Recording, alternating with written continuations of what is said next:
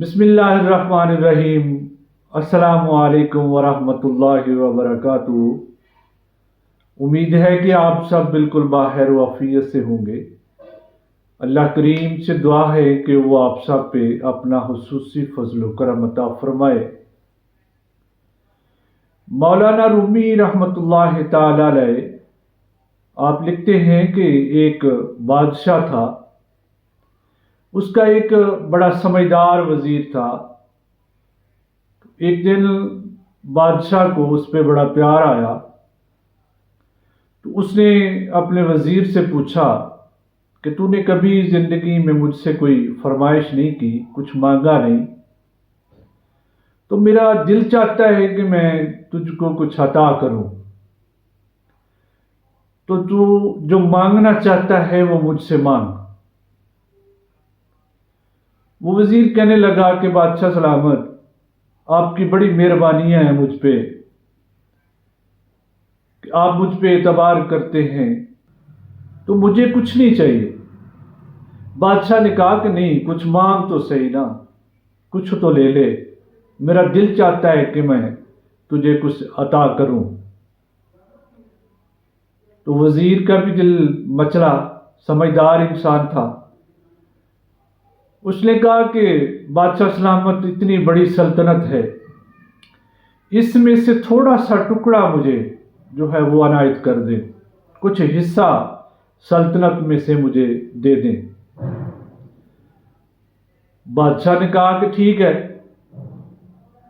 मैं तुझे एक टुकड़ा नहीं देता, मैं तुझे सल्तनत में से आधा हिस्सा देता हूं, आधी सल्तनत मैं तेरे नाम करता हूं, मगर इसमें एक छोटी सी मेरी भी शर्त है। वजीर बोला कि क्या?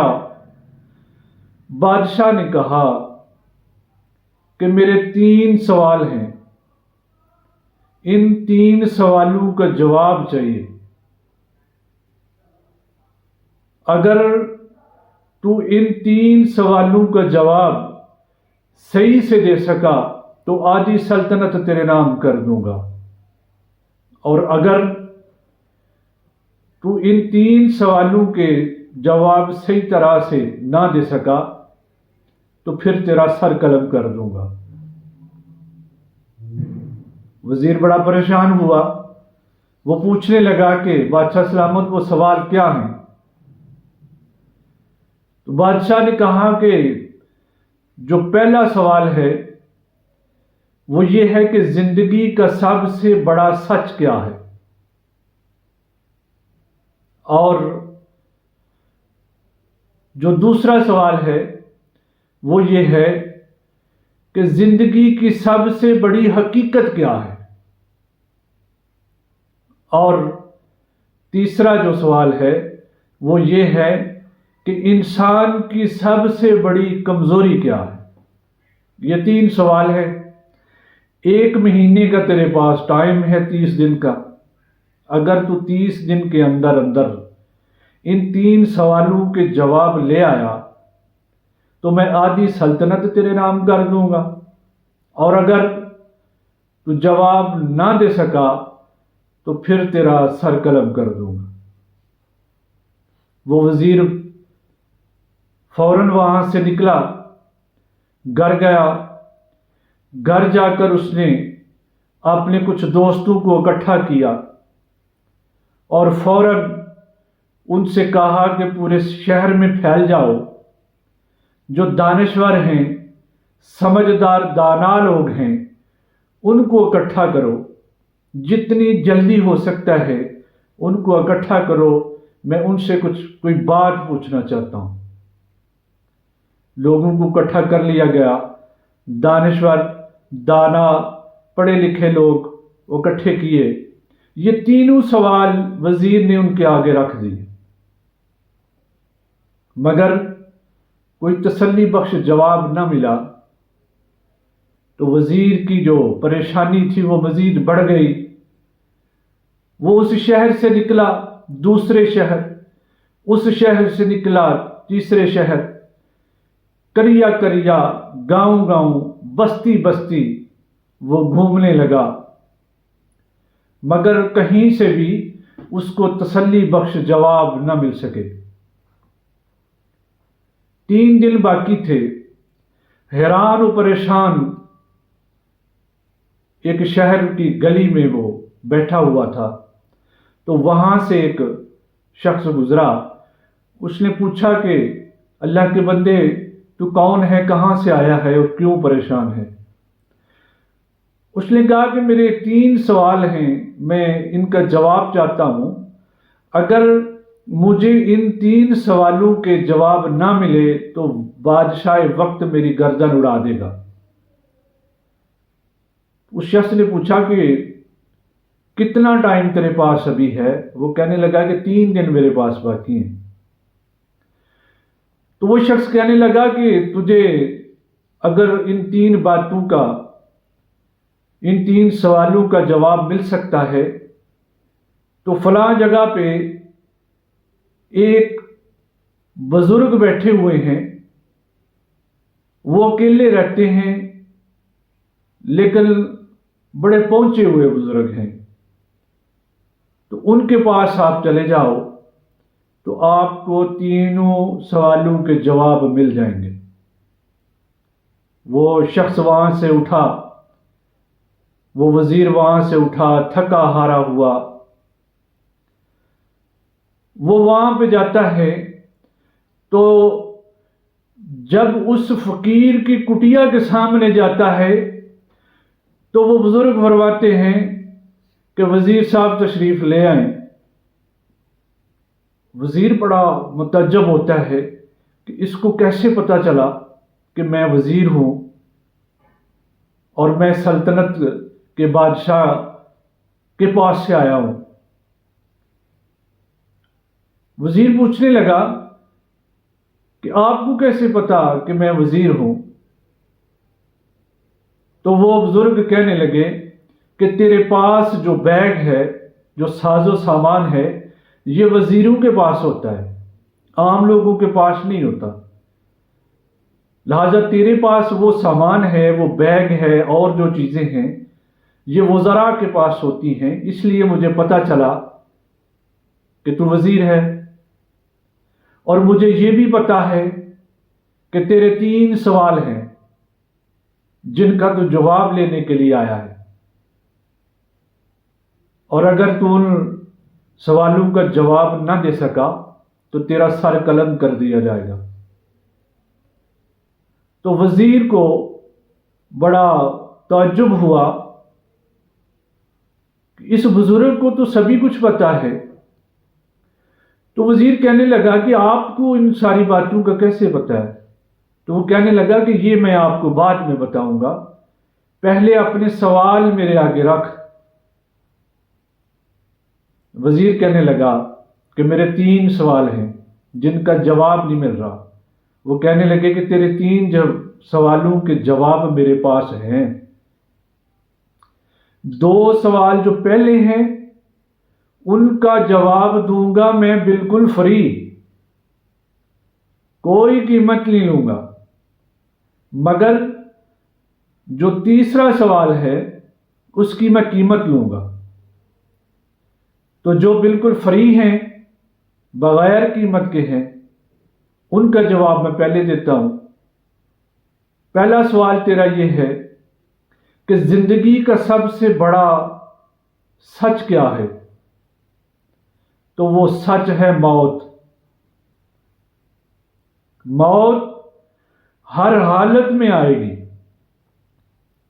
انسان 50 سال، 60 سال، 70 سال، 80 سال، 90 سال جتنا مرضی جی لے، آخر اس نے مرنا ہے، یہ ایک حقیقت ہے۔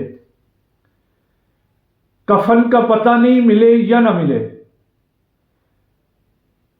قبر کا پتہ نہیں ملے یا نہ ملے، مگر موت ایک اٹل حقیقت ہے، اس نے ہر حال میں طاری ہونا ہے۔ یہ ایک سچ ہے کہ جو ہو کر رہے گا۔ اور جو تو نے دوسری بات کی ہے کہ سب سے بڑا دھوکہ کیا ہے، تو زندگی کا سب سے بڑا دھوکہ ہی زندگی ہے۔ وہ اس لیے کہ زندگی کو انسان اپنا سمجھ لیتا ہے، مگر وہ اس کی ہوتی نہیں ہے۔ وہ تو موت کی امانت ہے۔ یہ زندگی، یہ جاہ و جلال، یہ منصب، یہ تو چلا جائے گا۔ بچپن تھا وہ نہ رہا، لڑکپن آیا وہ نہ رہا، جوانی آئی وہ نہ رہی، بڑھاپا آیا وہ نہ رہا، وہ گلیاں بازار نہ رہے، وہ رونقیں نہ رہیں۔ یہ سب سے بڑا دھوکہ ہے۔ اور جو تیسرا سوال ہے اس کا جواب دوں گا اور اس کی قیمت لوں گا۔ تو وزیر کہنے لگا کہ میرے پاس یہ جو مال ہے، یہ جو اشرفیاں ہیں، میرے پاس یہ جو جتنا مال بچا ہوا ہے یہ وہ لے لیں۔ اس نے کہا نہیں، سوال تیری مرضی کا اور قیمت میری مرضی کی۔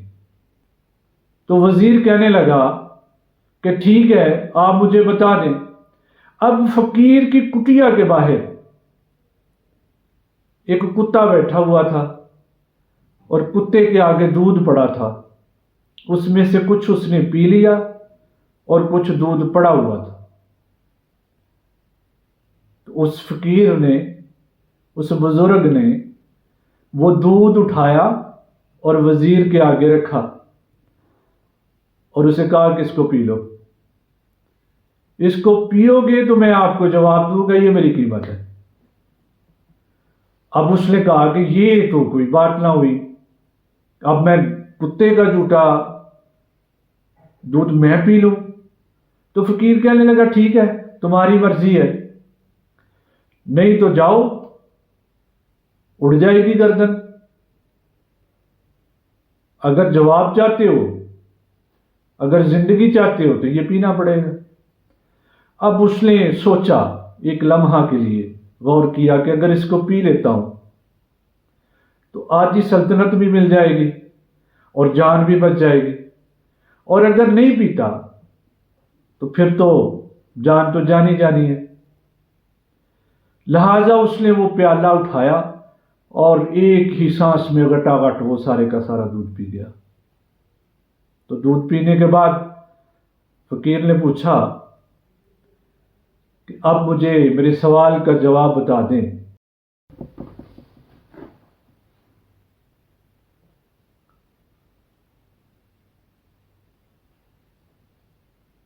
وزیر نے وہ دودھ کا پیالہ اٹھایا اور گٹا گٹ پی گیا۔